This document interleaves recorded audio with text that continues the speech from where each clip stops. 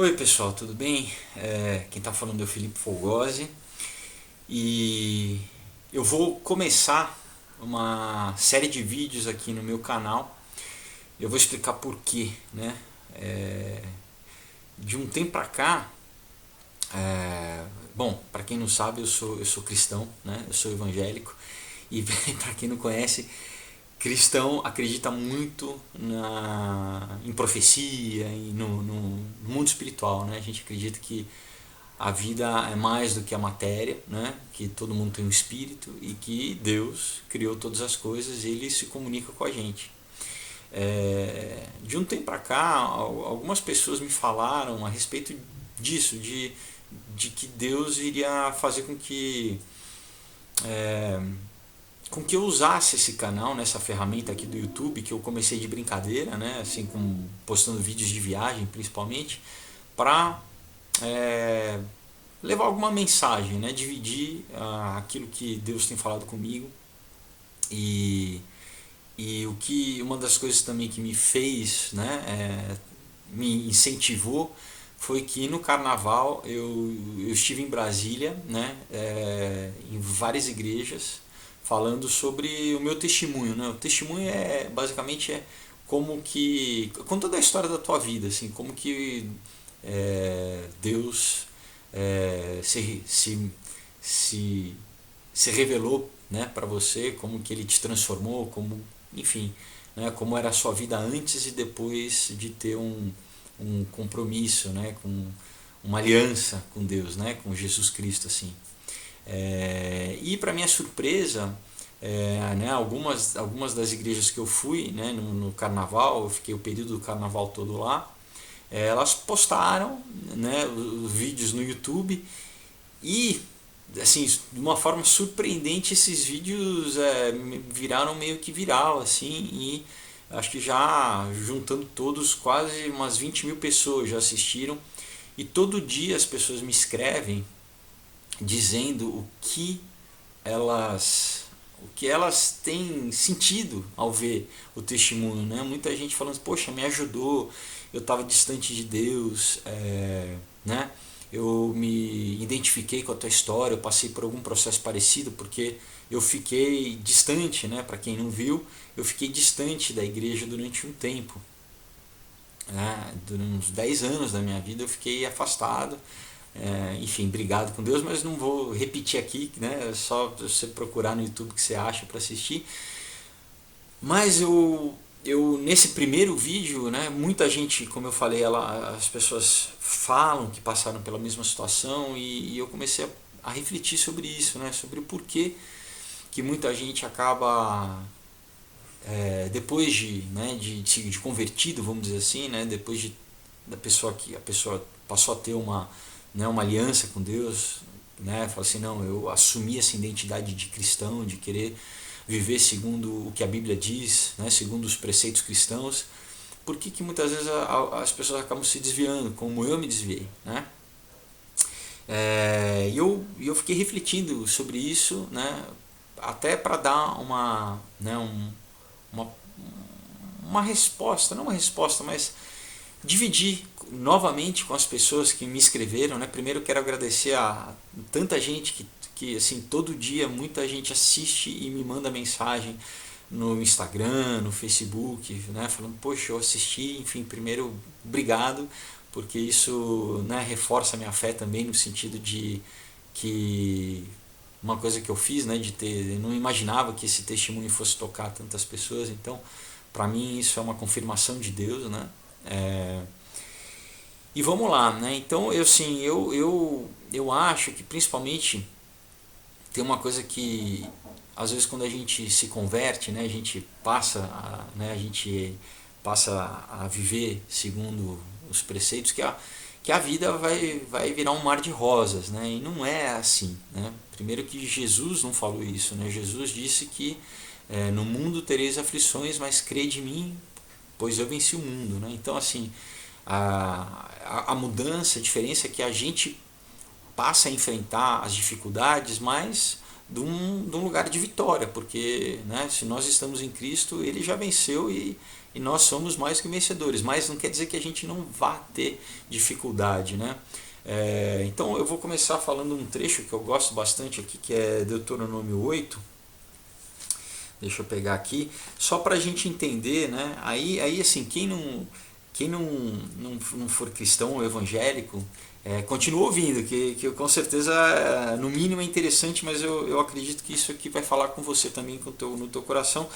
E quem é, né, quem é cristão, obviamente, né, com certeza vai fazer sentido. Mas esse é um trecho, né, onde Deus fala, né, para a tribo de Israel, depois que Ele já trouxe eles, né, do Egito, né, libertou eles, porque eles ficaram 400 anos como escravos, né, e estava falando de todas as bênçãos, né, que Deus iria dar, mas Deus ele também ele tem um processo, ele trata, né, com cada homem, com cada pessoa, homem, mulher, enfim, porque ele precisa muitas vezes mudar a nossa forma de nos ver, de nós mesmos nos ver, né? Ele tem que mudar a nossa autoimagem, né? A nossa identidade. Ele tem que produzir, né, esse processo de metanoia, né, que o apóstolo Paulo fala no Novo Testamento, né, que assim, o nosso espírito está salvo, mas, né, a nossa alma, né, ela está ainda com preceitos errados. Vamos dizer assim, fazer uma analogia com o computador, né, tá com uma programação errada, tá com um software errado, né, então tem que fazer um reboot, tem que, né, botar um novo sistema operacional, um sistema operacional do céu que opera segundo a moral, né, as leis espirituais, né. Então eu acho interessante que ele diz aqui, né, vou pegar do comecinho, né, do 8, diz assim, ó, cuidareis de cumprir todos os mandamentos que hoje vos ordeno para que vivais e vos multipliqueis e entreis e possuais a terra que o Senhor prometeu sob juramento a vossos pais. Recordar-te-ás de todo o caminho pelo qual o Senhor teu Deus te guiou no deserto esses 40 anos, para te humilhar, para te provar, para saber o que estava no teu coração, se guardarias ou não os seus mandamentos. Ele te humilhou e te deixou ter fome e te sustentou com maná que tu não conhecias, nem teus pais o conheciam, para te dar a entender que não só de pão viverá o homem, mas de tudo que procede da boca do Senhor viverá o homem. Jesus depois repete isso, né? Quando ele é tentado, né, no deserto, pelo diabo, né? Ele vai também 40 dias, né, jejuar, e a primeira tentação é essa, né, que Jesus responde, fala assim, nem só de pão viverá o homem, mas de toda palavra que sai da boca, né, de Deus. Ele mesmo é o pão da vida, ele mesmo, né, é a palavra, enfim. Mas é muito interessante porque assim, olha, muitas vezes quando a gente tem dificuldade na nossa vida, a gente atribui muitas vezes ao diabo, né, ao inimigo, né, ao inimigo das nossas almas, né? Mas aqui diz que não, muitas vezes Deus permite, né? Ele mesmo prova o nosso coração. Na verdade ele sabe, né? Porque ele conhece todas as coisas, mas para que nós mesmos vejamos o que está dentro do nosso coração, porque muitas vezes a gente só entende quando a gente passa, quando a gente está no processo, né? A gente só vê coisas sobre nós mesmos quando a gente está na situação e a gente reage, né? Ou a gente age e dentro daquela circunstância. Aí sim a gente fala, poxa, olha só, e muitas vezes a gente se surpreende, né? Fala assim, eu não imaginava que eu ia agir dessa forma, que eu pudesse agir com raiva ou com mesquinhez ou com falta de perdão. Então muitas vezes só no processo que a gente aprende sobre nós mesmos, né? Deus sabe, então muitas vezes ele permite uma situação para que a gente fique exposto ao que está dentro da gente, estava oculto, né? Porque muitas vezes quando a situação está boa, está tudo bem, a gente, né, isso está lá guardado, a gente nem sabe, nem tem acesso, né, a essa forma como nós mesmos reagiríamos, né? Então ele diz assim que ele permite muitas vezes deserto, né? Deserto na Bíblia muitas vezes é um símbolo para esse tempo de dificuldade, né? E ele diz isso para te humilhar, né? Para te provar e saber onde estava o teu coração, se guardaria ou não os mandamentos, né? Ele te humilhou e te deixou ter fome e te sustentou com maná. Isso é outra coisa importante, né? Ele te sustentar, né? Para a gente estar numa posição de humildade perante Deus, né? Não de autossuficiência, de autonomia, né? Mas da gente aprender a depender, porque muitas vezes né, se a gente não tem esse relacionamento com Deus e passa a ter, a gente ainda está nesse hábito de não, eu faço tudo, eu decido, eu sei, e a gente é limitado, né? Nós somos seres humanos limitados, que a gente, né, mal sabe que não sabe o que vai acontecer amanhã, né? A gente é limitado e a gente precisa reconhecer esse nosso lugar de insuficiência, né? A gente não é onipotente, a gente tem que reconhecer a nossa finitude, a nossa limitação, e assim, dessa forma, né, desse lugar de humildade, aí Deus se agrada, né? A gente pode se aproximar de Deus, né? Interessante que em Gênesis, né, quando Adão, né, Deus não proibiu nada, né? A única coisa proibitiva, né, que Deus falou não faça era o que? Era comer da árvore do conhecimento do bem e do mal. O que quer dizer isso? Né? É basicamente isso, assim, não seja Deus, não decida por você mesmo o que é certo ou errado. Né? Não se coloque na posição de Deus. E qual que foi, né, a perversão disso, a meia palavra, né, que o diabo falou não, né, faça isso, se você fizer você não vai morrer, porque Deus disse, né, falou, olha, no momento que você fizer isso você vai morrer.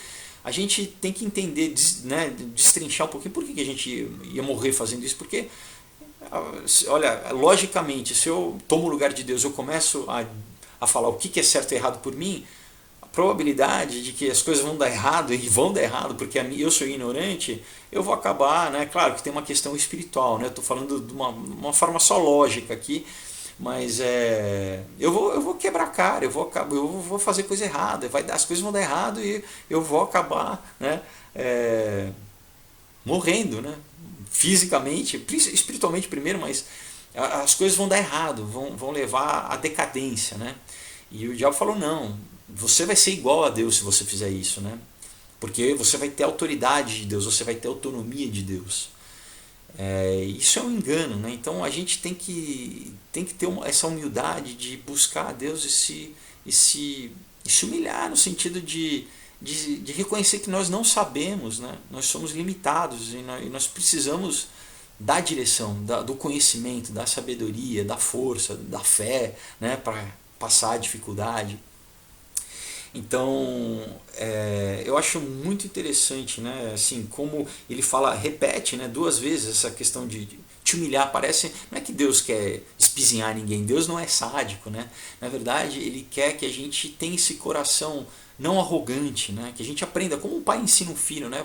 Uma das coisas piores é a gente ser arrogante, né? Ter sabe, às vezes a pessoa intelectualmente, ou não, a pessoa, né, uma pessoa muito bonita, ou tem muito dinheiro, qualquer coisa assim, a gente pode cair nesse pecado de achar que nós somos a última bolacha do pacote, né, como que é? A cereja do bolo.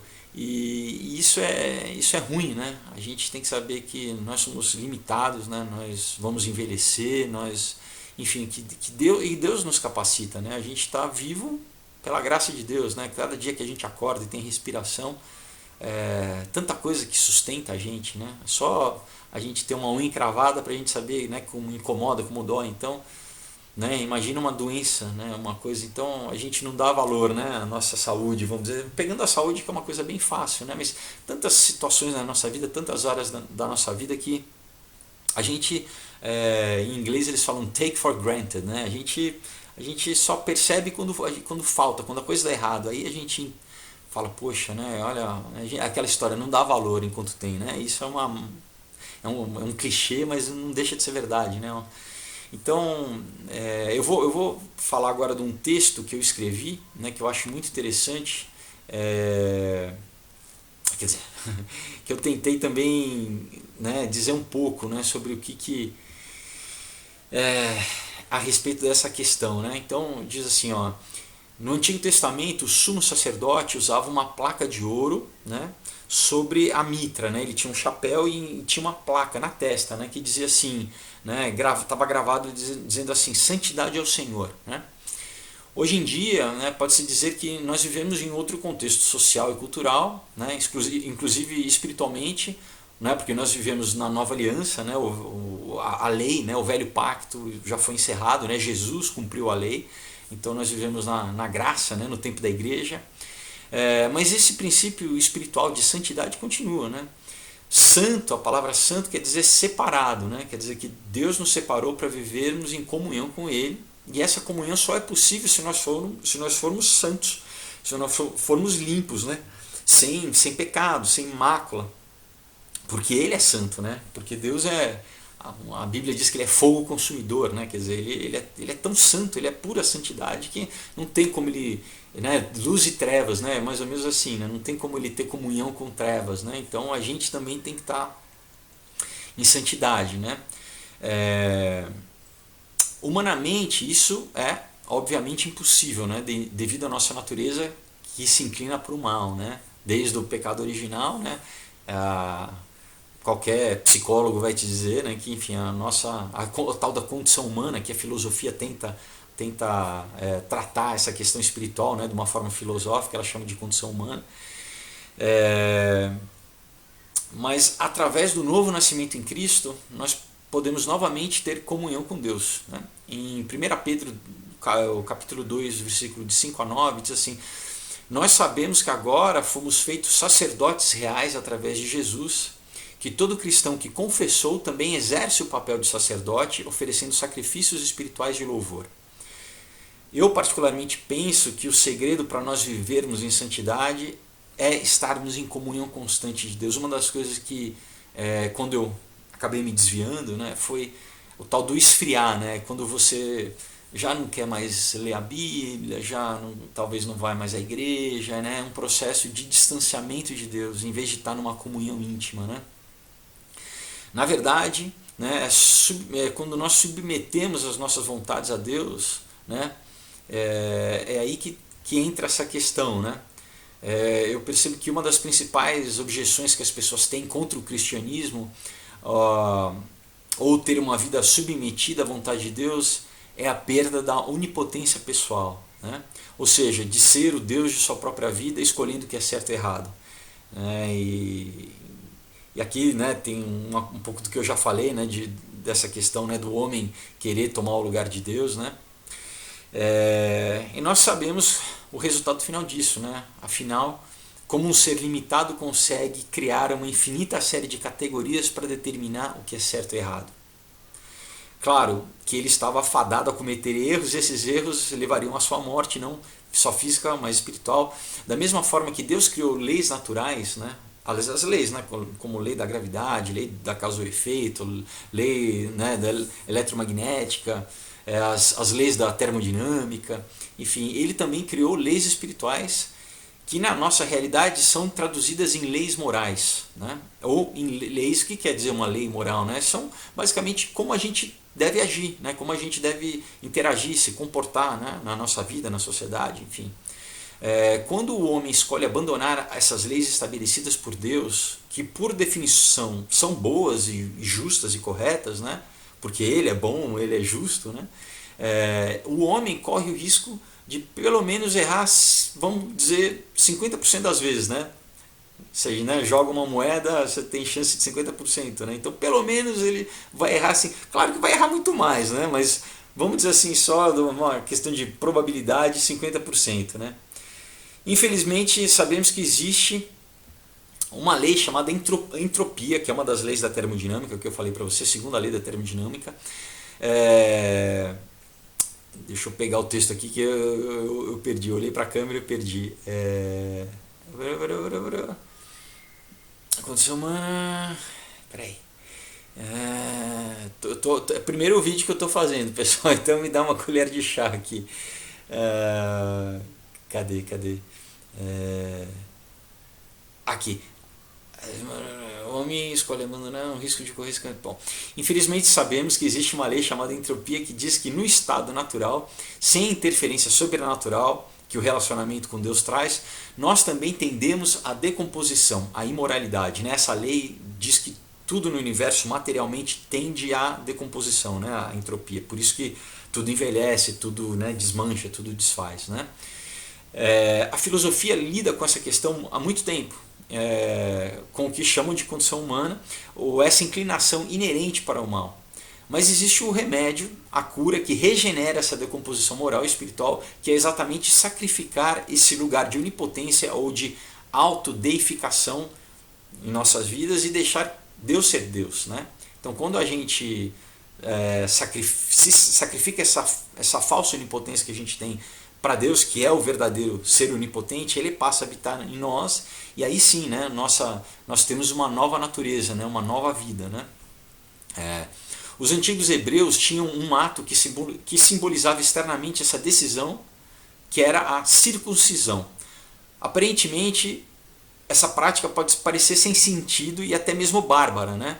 Mas há um significado profundo nisso, né? O órgão masculino, né, em todas as culturas antigas, representava a virilidade, né, a força, né, a capacidade de gerar vida, né, por isso o falo, né, o pênis, né, ele em arte, né, você vai estudar história, você vê que em qualquer museu que você vai, muitas vezes tem essa arte que o falo ele parece como um símbolo de força, né, de força literal, tanto física como força, né, de caráter, enfim.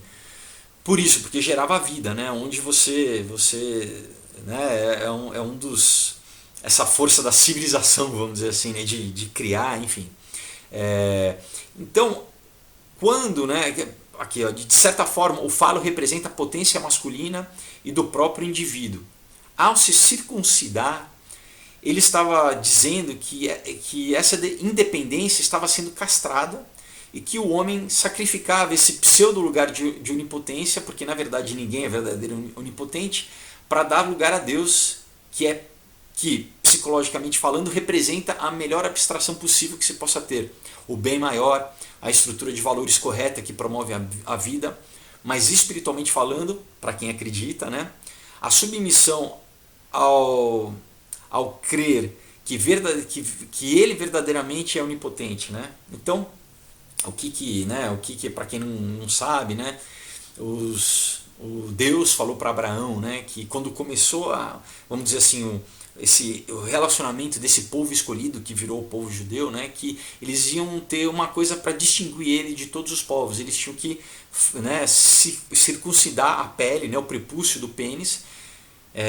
Tem uma série de simbologias, né, pode parecer uma aliança, né, porque é um círculo, né, que você corta, tem um derramamento de sangue, uma questão de sacrifício, né, todo sacrifício tinha que ter um derramamento de sangue, mas principalmente essa coisa do homem, né, essa coisa do homem macho, né, né, de força, de cortar, ficar vulnerável e se submeter a Deus. Então ele está falando assim, olha, eu estou pegando a coisa que significa o poder do masculino, né, o poder individual, e eu tô castrando, eu estou dizendo não, eu estou submetido, tem um poder maior que o meu, né?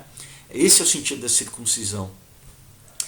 Depois no Novo Testamento Paulo fala que nós não precisamos mais nos circuncidar, que nossa circuncisão é no coração, né? Isso é feito espiritualmente, no sentido de que a gente abre mão, fala assim, não, né? Homem e mulher não precisa, né? Não só homem, enfim, mas todo ser humano é nesse ato de falar assim, eu não sou mais o senhor da minha vida, eu não, né? Não sou mais eu que faço e aconteço e mando, agora eu busco a vontade de Deus e me submeto à vontade dele, né? Então é a troca da falsa onipotência, né, para ser o recipiente e veículo da verdadeira onipotência, que é de Deus, né? Então eu corto a minha pretensa onipotência e recebo a onipotência verdadeira, né? Porque Deus passa a habitar em mim e aí sim eu posso fazer todas as coisas, né? Como Jesus falava, né? Se você crê, né? Você fala para a montanha, sai daqui, vai para lá, porque aí que está o Espírito de Deus que vai estar em você e Deus, né, você vai ser um veículo de Deus, né? O problema é que para a sociedade em geral, né, que está separada de Deus, negando abrir mão desse pretenso controle e se submeter a Deus, parece um ato da perda da liberdade, né? Quando você, né, a maioria das pessoas que não são cristãos, né, fala assim, poxa, mas eu vou abrir mão da minha autonomia, da minha liberdade, né? No caso dos homens, né, a perda da tal onipotência pode parecer até mesmo da virilidade, né, no caso, por exemplo, da submissão sexual, né, porque a Bíblia diz que tem uma série de normas, né, de como a gente tem que se portar, até que sexualmente, né, porque o sexo é uma coisa muito forte que, se a gente não domina, ele domina a gente, né, a gente pode virar escravo do sexo, como escravo de qualquer vício, né, de bebida, de álcool, de jogo, enfim, de consumo. A gente não, né, a Bíblia diz que a gente não deve ser escravo, né, de nada disso, né, a gente deve ser senhor de nós mesmos, né, Senhor através de Deus, né? Deus que nos dá essa capacidade de a gente não ser vítima dessas coisas que tentam nos escravizar, né? Então criou-se um estereótipo que o cristão, né, por estar submetido à vontade de Deus e ter os seus impulsos sexuais sob controle, é alguém assexuado, né, ou menos viril, né? Uma pesquisa nos Estados Unidos revelou que as figuras, né, os estereótipos que apareciam em primeiro lugar no imaginário feminino como símbolos sexuais eram, em primeiro lugar, vampiros e, em segundo lugar, piratas, né? Quer dizer, isso deixa claro uma predileção sobre arquétipos que não são exatamente aquilo que se imagina que as mulheres iriam escolher como parceiro para um relacionamento, muito menos para constituir uma família, né? Mas traz essa ideia do bad boy, né, que muitas vezes é o que é o transgressor, que a mulher acha que é o, né, imagina, vampiro, né, vampiro e pirata, né, mas essa coisa do né, 50 tons de cinza, o homem alfa, que na verdade é o cara que vai te abandonar, que não vai ficar com a mulher, né, ou que, enfim, pode ter uma pretensa potência, né, uma virilidade sexual, mas que não é um cara que você vai querer casar e construir uma família, né. Agora a pergunta é essa, né? Quem que é mais forte ou mais viril, né? O homem que se submete a Deus e consegue dominar a si mesmo, ou o garanhão que tem relação com várias, né? Mas não é fiel a nenhuma, com quem você não pode contar, né? E pensando num nível um pouco mais profundo, o que é ter força, né? Não é saber se dominar. Eu acho que é muito mais difícil, né, quando a gente está numa discussão, você conseguir se dominar do que você sair batendo, né, ou reagindo e sendo... É muito mais difícil, quer dizer, você tem muito mais força quando você consegue se controlar, né? Então vamos comparar aqui, né, o que é mais forte e corajoso, né? Vamos lá, Salomão teve uma vida privilegiada, né? Para quem não conhece, Salomão foi um rei, né, judeu, né? Que a Bíblia diz que foi o homem mais sábio e mais rico de todos os tempos, né? Durante o seu reino, Israel não entrou em nenhuma guerra. Ele era o homem mais rico, mais sábio e com menos desafios, né? Eu te pergunto, ele está na lista de Hebreus 11, né? O livro de Hebreus, né, do Novo Testamento, que ninguém sabe quem é o autor, mas as pessoas supõem que tenha sido Paulo, né? Esse versículo ele cita quem são os heróis da fé, né? Ele pega desde o Velho Testamento e vai falando quem foram os grandes homens de fé, né? Os caras que acreditavam nas situações mais difíceis, eles não perdiam a fé. E Salomão não aparece nessa lista, né? E eu continuo o texto, diz assim, por que ele não está, né? Ele começou bem, pedindo sabedoria ao invés de poder ou riquezas, né? Porque tem uma passagem que Deus, né, se revela para ele e fala para ele, né, Salomão, o que você quer, né? Imagina, né, se a gente parece piada, né, do gênio que dá três, mas Deus chega para ele e fala assim, o que você quer, né? E Salomão ele pede, em vez de pedir riqueza, poder, ele pede sabedoria, né? E Deus se agrada disso. Então ele começou bem, né? Deixa eu pegar o texto aqui. Então, ele começou bem pedindo sabedoria ao invés de poder ou riquezas, o que agradou tanto a Deus que ele concedeu não só sabedoria, como todas as outras coisas, mais uma vida repleta de abundância, luxo, conforto, sem preocupação, né? Mas, olha só, né, o paradoxo, né? Voltando àquela história do sofrimento, né, e da dificuldade, né? Sem preocupação, né, a fé dele não foi testada, não foi forjada, né? E quando a gente não tem preocupação, pode ser que a nossa fé fique fraca, fique débil, fique infantil, né? E que principalmente que a nossa vida fique sem propósito, sem alvo, né? do alto da sua sabedoria e riqueza, Salomão olha para a sua vida e diz: tudo é vaidade, ou seja, nada tem sentido, né? Salomão foi um dos autores do... Ele escreveu Provérbios, parte dos Provérbios, escreveu Eclesiastes, né? E nesse livro ele diz que tudo é vaidade, né? Porque ele teve tudo, ele teve todas as mulheres, né? Ele era rico, né? E de repente a vida ele ficou sem sentido, ele não tinha desafio, ele nunca, durante a vida dele, Israel não teve nenhuma luta, né? Ele não guerreou com nenhum povo. Então, o sentido da vida está diretamente conectado com o propósito, né? Vamos comparar a vida de Salomão com a vida do apóstolo Paulo, né? Um começou como rei de Israel, o mais rico, mais sábio que já houve, com 700 mulheres e 300 concubinas, que nunca lutou uma guerra ou passou por dificuldade, né? No final da sua vida, a Bíblia diz que ele acabou se desviando e adorando deuses pagãos, né, das suas esposas. Ele casou com esposas também já fazendo uma coisa que, né, Deus tinha proibido, que o judeu se casasse com, né, mulheres que não fossem judias, né, que adoravam, tinham outras culturas e adoravam outros deuses, né, e foi exatamente isso que ele fez. Salomão, ele acabou se pervertendo espiritualmente e adorando outros deuses pagãos, né, que a Bíblia diz que na verdade são demônios, né, são entidades que não são Deus, são seres espirituais criados por Deus, né. Isso acabou fazendo com que ele se desviasse, né? Já Paulo, o apóstolo Paulo, de perseguidor da igreja, né? Ele começou como um fariseu, né? Um cara que perseguia os cristãos, né? Logo no começo da igreja, ele passou a ser talvez o maior apóstolo, né? Tendo escrito a maior parte, né, do Novo Testamento. Ele foi preso, foi açoitado, ele naufragou diversas vezes, foi apedrejado, foi perseguido, né? Passou fome, passou frio, sede, nudez. Tudo isso fez com que nele fosse forjada uma fé sólida, né? A ponto dele declarar em Romanos 8, de 35 a 37, né? Ele diz assim: quem nos separará do amor de Cristo? A tribulação? A angústia? A perseguição? A fome? A nudez? O perigo? Ou a espada, né? Como está escrito: por amor de ti somos entregues à morte todo o dia, somos reputados como ovelhas para o matadouro, mas em todas essas coisas somos mais do que vencedores por aquele que nos amou. Olha que confissão de fé, ele está falando de Jesus, né? Então, independente da dificuldade, né? Quem vai nos separar do amor de Deus, né? Do amor de Cristo, né?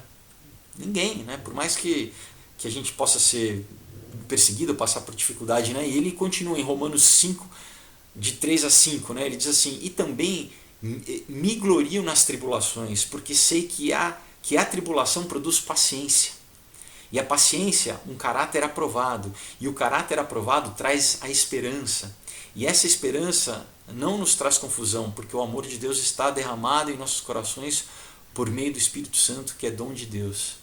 Então olha que legal, ele diz assim, a fé dele era tanta que ele fala assim: olha, se eu tenho uma dificuldade, eu me alegro, porque eu sei que essa dificuldade vai produzir fé em mim, né?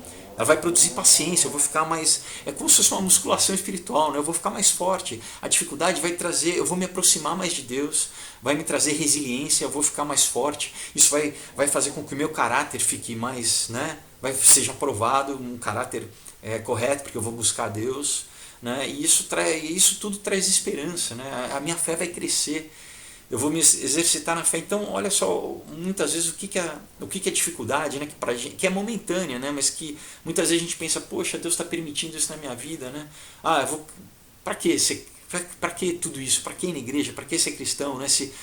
E isso é errado, né? Porque na verdade a gente não é cristão pelas bênçãos, né? Não é uma barganha, né? Você é cristão porque Deus te salvou, o amor de Deus te buscou, e tem que ser incondicional, independente das coisas que acontecem, né? Independente Deus promete, ele fala que ele sabe das nossas necessidades, ele sabe que ele vai cuidar de nós, né? Mas muitas vezes é nessa dificuldade que ele permite. Ele sabe se você precisa crescer, se você precisa ser fortificado, né? Tem um dos exemplos, né, que é das metáforas que a Bíblia trata a gente. Ela diz que nós somos como vasos, né? Vasos que o Espírito Santo ele é derramado dentro, né? Então assim, Deus nos enche, né? Agora, como que a gente faz para um vaso crescer quando o vaso está feito? Como que você aumenta um vaso? Não tem outro jeito a não ser que você quebre ele e você, né, emende ele e aumentando ele. Então muitas vezes, né, Deus precisa quebrar a gente, né, quebrar a nossa estrutura, quebrar alguns padrões, né, antigos. E Ele sabe o que precisa ser quebrado, né, para que a gente consiga aumentar, expandir, para que a gente... uma outra parte da Bíblia diz assim, o peso da glória de Deus, para que nós sejamos um recipiente que consegue suportar mais da glória de Deus, mais do Espírito de Deus, né? E é só nesse processo de quebrar e aumentar e refazer que a gente, né, e fortalecer, fazer uma estrutura mais forte, que a gente vai estar apto para aquilo que Deus vai fazer. Muitas vezes a gente pede, Senhor, eu quero fazer grandes coisas, né? Mas a gente não está pronto, né? E Deus sabe, então Ele fala, tá bom, você quer, mas eu vou te preparar, eu vou te capacitar. E isso muitas vezes é um processo doloroso, né? Porque todo crescimento, né, dói, assim, né? É um processo que vai romper tudo que está antigo e vai fazer a gente crescer, né? Diferente de Salomão, que acabou a vida deprimido e distante de Deus, Paulo pode dizer para Timóteo, né, em 2 Timóteo 4,7, combati o bom combate, acabei a carreira, né, em outras versões, né, completei a carreira, né, eu completei a corrida, né, guardei a fé. Né. Ele usa uma analogia assim de atleta, né, Paulo. A Bíblia nos diz que é melhor o fim das coisas do que o princípio delas. Né. Quer dizer, ela diz assim que é bom a gente começar bem, mas o importante é como a gente acaba, né? Não adianta você começar uma faculdade e não terminar ela, né? O importante é a gente terminar, né? E olha, por ironia, né? Quem escreveu isso, né? Esse versículo que eu disse, foi exatamente Salomão em Eclesiastes 7:8, né? Que o melhor é o fim das coisas que o princípio delas, ou que o começo delas, né? Quem vocês acham que teve um final melhor? Salomão ou Paulo, né? Quem deixou um legado maior para a igreja, né? Quem deve receber um galardão maior no céu, né? Quem que impactou mais vidas, né? Jesus disse, no mundo tereis aflições, mas tende bom ânimo, eu venci o mundo, né? Então faça como Paulo, né? Que não fugia das dificuldades, mas ele se alegrava nelas, né? Porque sabia que nas dificuldades ele podia experimentar uma presença maior de Deus, presenciar os milagres, os livramentos de Deus, né? De ter a sua fé provada e aprovada. A vida de Paulo dá um filme de ação incrível, né? Com drama, com surpresa, com reviravolta. A vida de Salomão, talvez ele dê um comercial, né? de 30 segundos, né? Sobre um carro de luxo, né? Ou uma propaganda de perfume, né? Com aquelas mulheres, né? Enfim, cenários, né? Né, que no final sempre alguém sussurra o nome do perfume, né? Mas deixa eu pegar aqui. Que tipo de vida que você quer viver, né? Você quer viver uma vida de aventura, né? De ação, com surpresas e alegrias, ou você quer viver, né, essa vida só confortável, né? No piloto automático, né? Mais do que isso, né? Se você está vivendo provações nesse momento, faça como Paulo, né? Se alegre ao Senhor, né? Porque isso mostra que Ele tem um propósito grande, né? Algo que Ele quer realizar com você e através de você, e que você é co-participante, né? Você vai participar com Ele da implementação do reino de Deus aqui na Terra, e que a glória que você... e que na glória, né, quando a gente estiver, né, com Deus, você vai encontrar pessoas que vão chegar a você agradecendo e dizer assim, e vão te dizer, né, por você ter deixado Deus te usar, né, como instrumento para falar do amor dele, por isso que eu estou aqui, né? Então imagina isso, né? Isso eu vi numa pregação num pastor americano, ele falando assim, poxa, imagina quando você estiver lá e as pessoas chegarem para você e falar assim, olha, obrigado, né? Obrigado porque Deus te usou, né? Obrigado por ter deixado se usar como um canal de Deus, né? Um instrumento de Deus, né? Então, olha que, né, que nada melhor que isso, né? Nada melhor que isso. Então, a vida cristã é a maior aventura que você pode viver, né?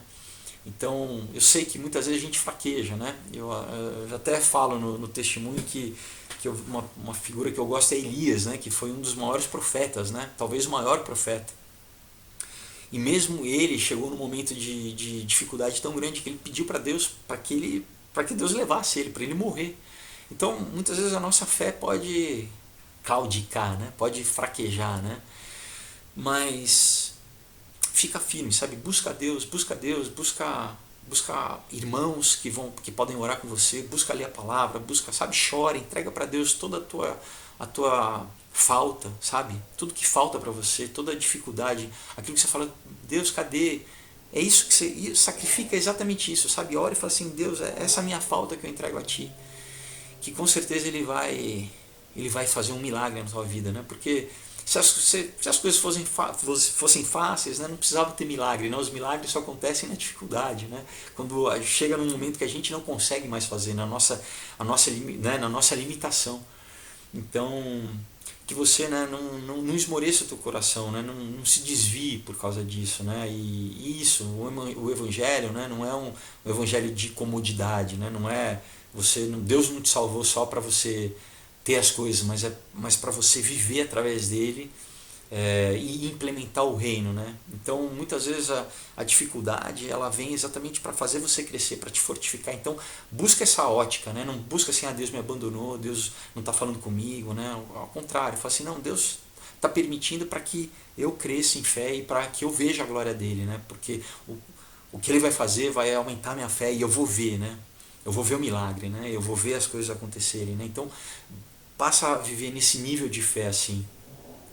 Então, olha, espero que vocês tenham gostado. Se gostaram, compartilhem, né? Dá um like, né? Enfim, eu vou procurar pelo menos uma vez por semana trazer uma reflexão, né? Uma palavra. Deixe os comentários, né? Me diz o que vocês acham que eu posso melhorar. Enfim, espero que vocês tenham gostado. Deus abençoe. Tá? Quem quiser também me siga no Insta, Felipe_Fogose, e enfim, espero em breve estar falando mais com vocês, tá bom? Deus abençoe.